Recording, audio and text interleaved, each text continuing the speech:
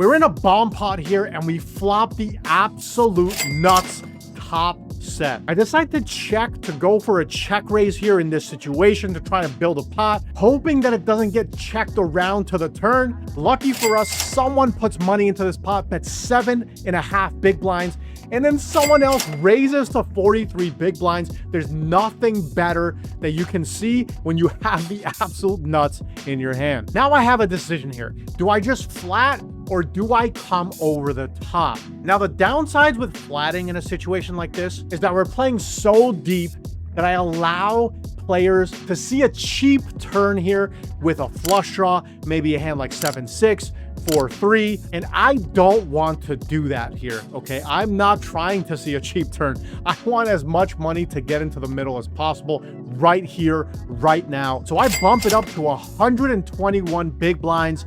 If you want to take a turn, you got to pay 121 bigs.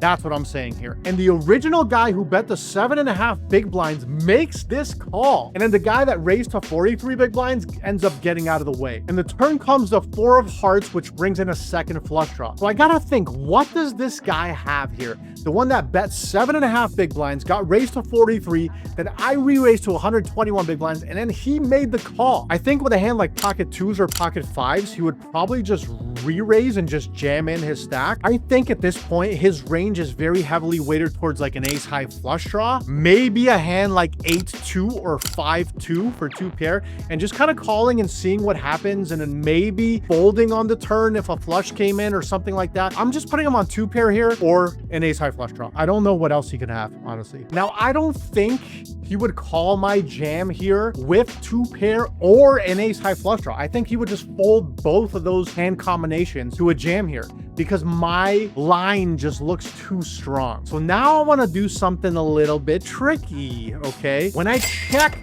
the turn here, it might look like I have a hand like an overpair. Maybe a pocket tens, maybe a pocket kings, maybe a pocket aces, maybe just a bluff that I'm just shutting down. And then if I jammed, my hand would look super strong. It would look like a set, an 8-5, maybe a 6-7. A jam here would be just so strong the way this hand plays. So I decide to make a little check so that he can think his 2 pair hands are good, and so that maybe he decides to turn his ace high flush draw into a bluff and try to fold me out of hands like an overpair. He does jam and we snap call. He has the 5-2 and he's drawing absolutely dead. Now, if we would have jammed this hand on a turn, I think he would have folded his 5-2. We played this hand perfectly.